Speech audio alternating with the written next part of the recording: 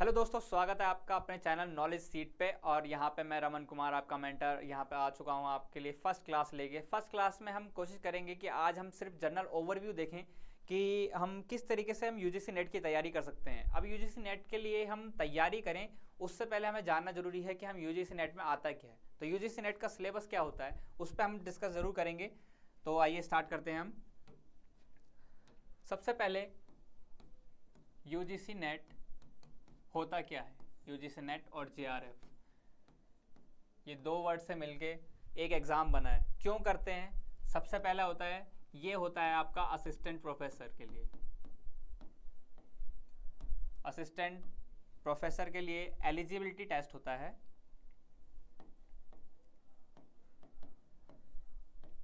Assistant professor के लिए क्या है? एलिजिबिलिटी टेस्ट है, ना कि eligibility test. First thing to note, यहाँ पे ये एलिजिबिलिटी टेस्ट है, ना कि जॉब गारंटेड एग्ज़ाम। यहाँ पे ये एग्ज़ाम करने के बाद कोई आपको नहीं कहता कि आप जॉब लग गए हैं, ये कहता है आप जॉब लग सकते हैं अगर आप इसको क्वालिफाई करते हैं तो। सेकंड पॉइंट, अगर हम इसमें बात करें कि भाई क्या होता है ये, अब तक यूजीसी क्या कराता था, एनटीए इसको 2 टाइम्स अ ईयर कराता था बिफोर कोविड।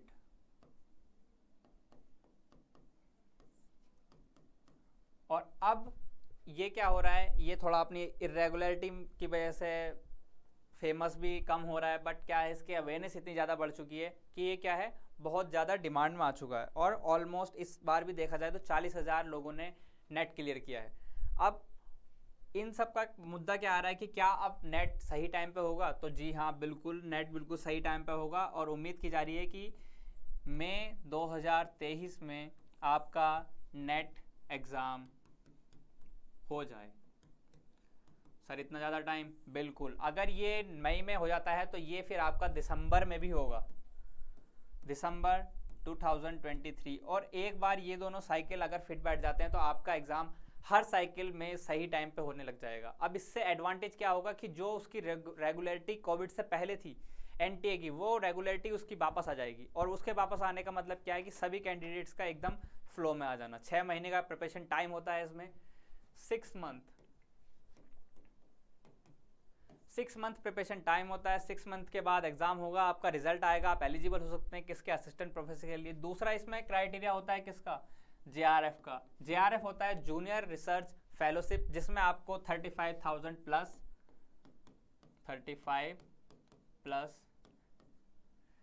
ये मिलता है जब आप किस में होते हैं, पीएचडी में एनरोल हो जाते हैं। सिर्फ 5 साल तक आपको लगातार जेआरएफ अमाउंट मिलती है।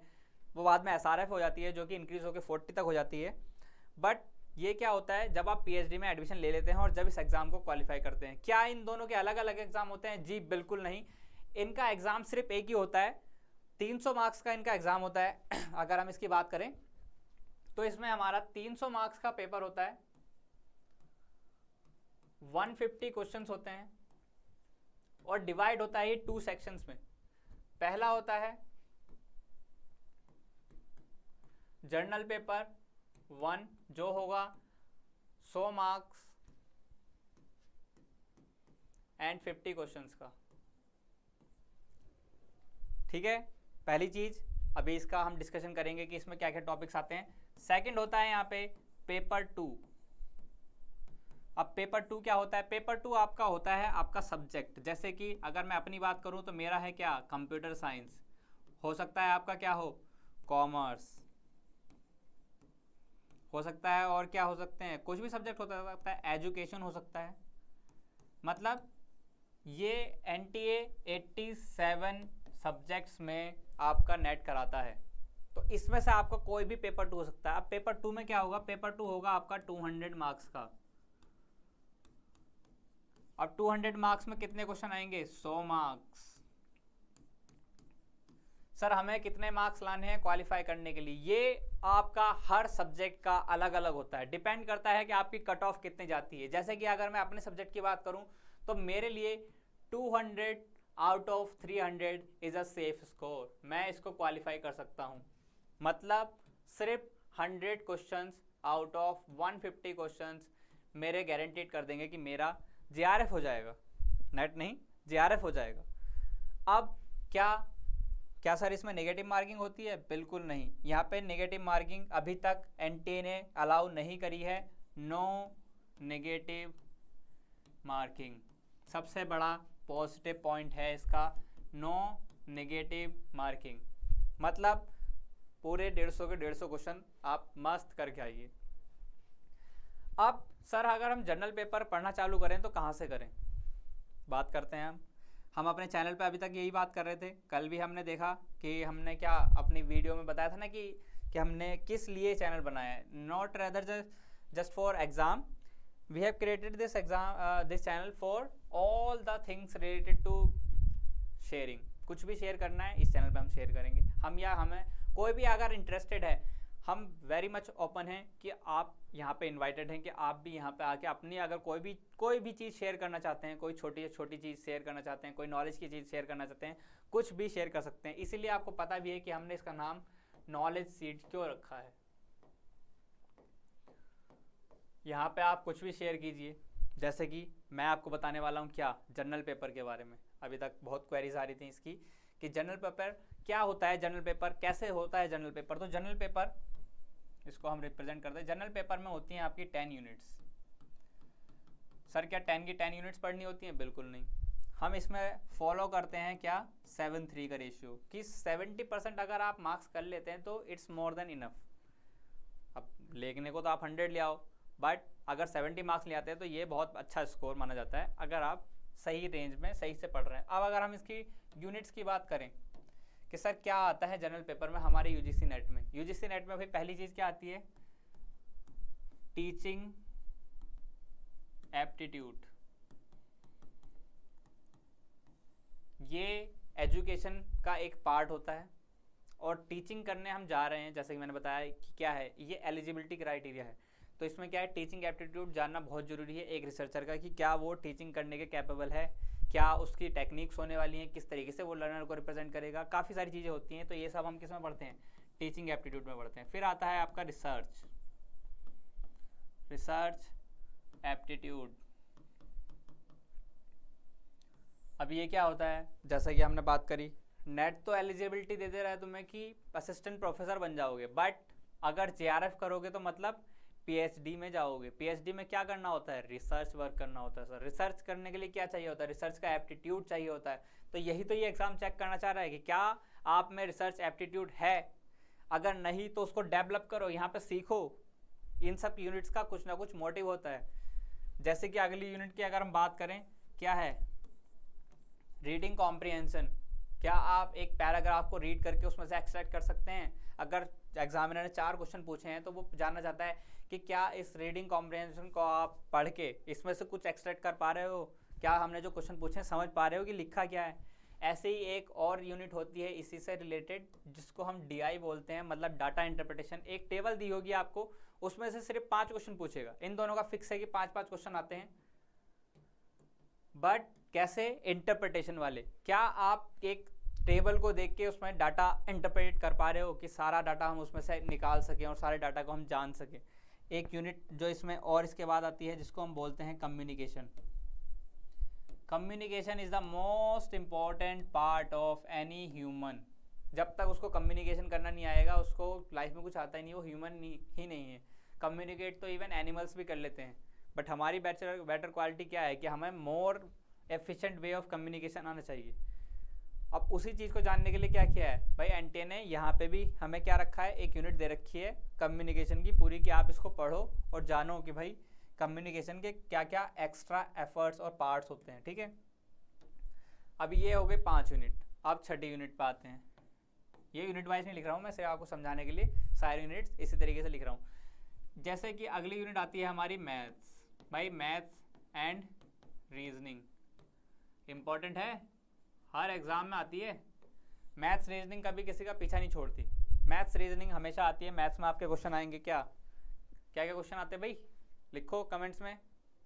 जिसको यहाँ तक वीडियो दिखी है वो कमेंट्स में लिखेगा कि मैथ्स में क्या क्या टॉपिक आपको पढ़ने हैं और क्या क्या टॉपिक्स यहाँ पे आते हैं। आपने सिलेबस देखा होगा, जैसे कि एज आता है, टाइम एंड डिस्टेंस आता है, प्रोपोर्शन आता है, एवरेज आता है। ये सब जैसे मुझे याद है वैसे आपको भी याद होने चाहिए। याद होने का मतलब ये होता है कि आप समझ चुके हैं उसको। आपके बाय हार्ट होने का मतलब ये है कि आप उसको समझ चुके हैं, उसको बिल्कुल काफ़ी सारी प्रैक्टिस कर चुके हैं। ये मैथ्स रीजनिंग हो गया 7। इसमें रीजनिंग क्या आएगा, coding, decoding, letter series, number series, काफ़ी सारे पैटर्न होते हैं, ठीक है। फिर आता है हमारा क्या, लॉजिकल रीजनिंग। अब सर रीजनिंग और लॉजिकल रीजनिंग अलग अलग होता है क्या? बिल्कुल अलग अलग होता है। लॉजिकल रीजनिंग में हमारे कई सारे पार्ट आते हैं, जिसमें कि आजकल एक फेमस चल रहा है हमारे क्या, Indian logic.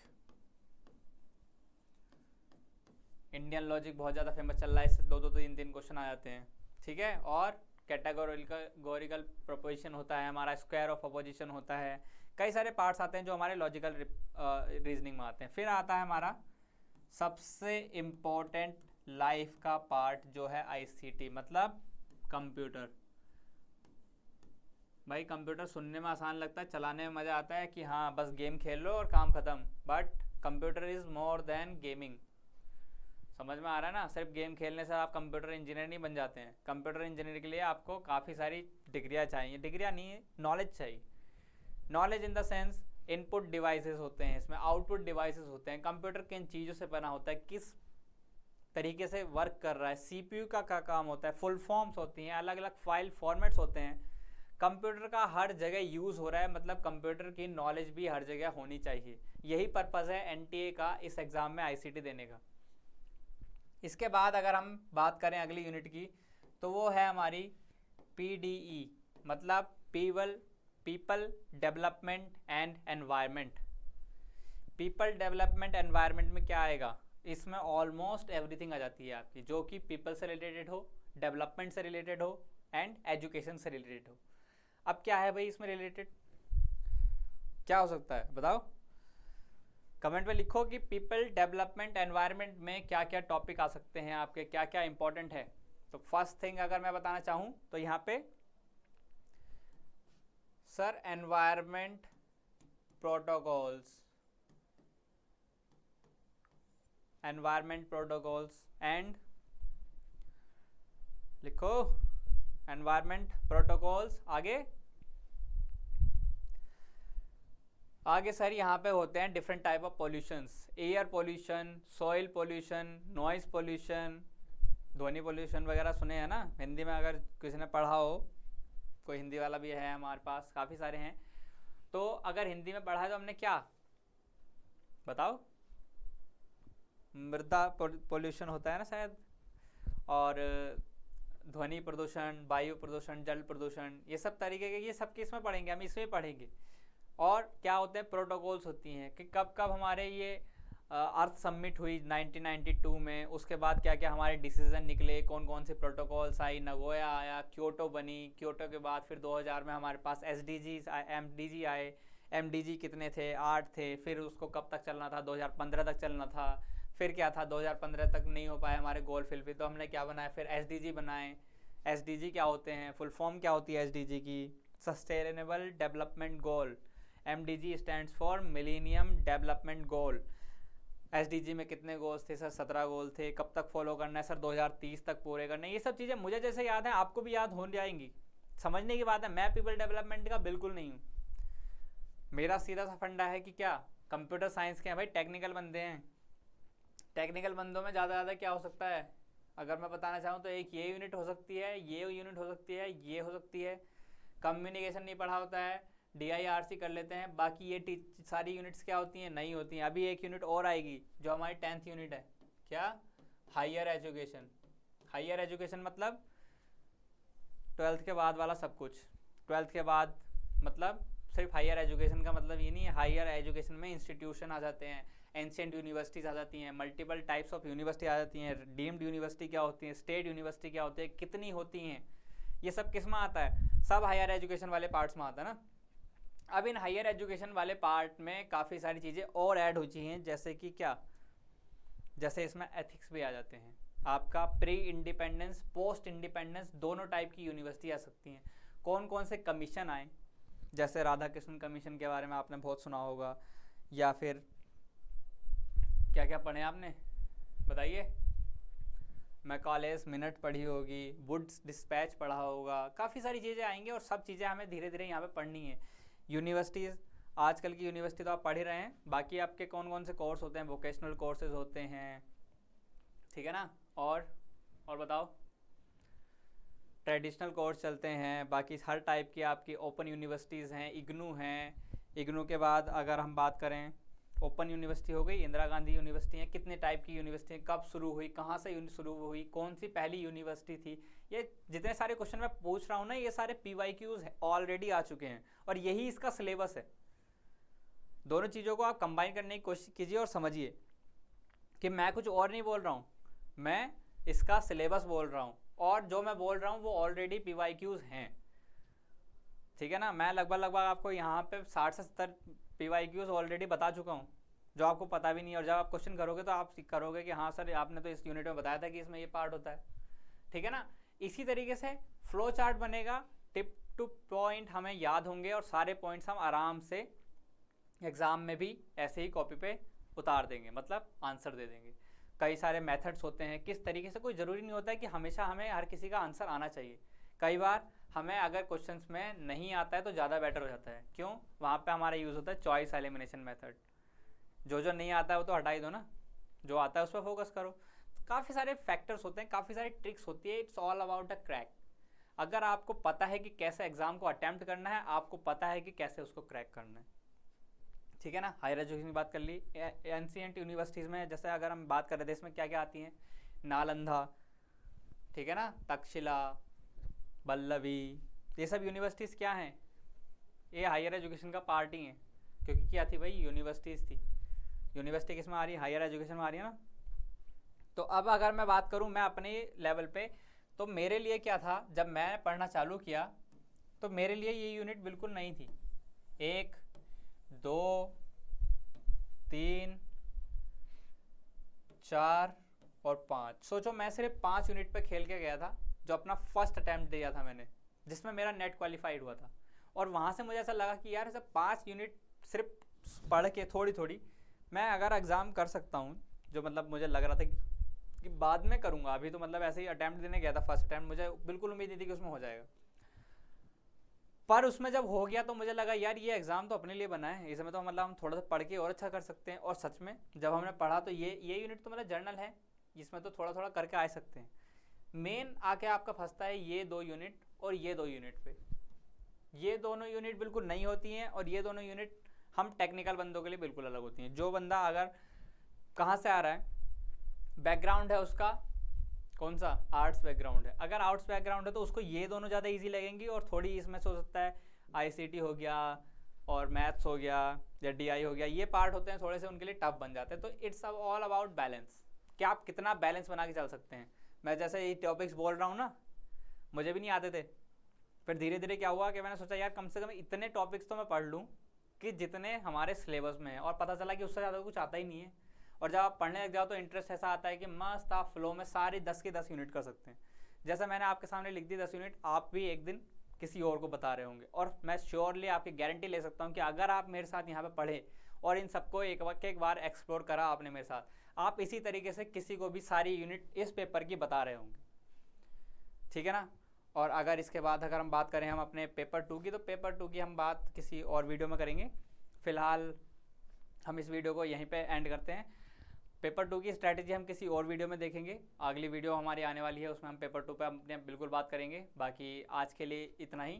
Thank you, keep liking and keep subscribe, and thank you for coming, and आपका प्यार इस तरीके से बना रहा तो बिल्कुल हम अच्छा करेंगे। Thank you.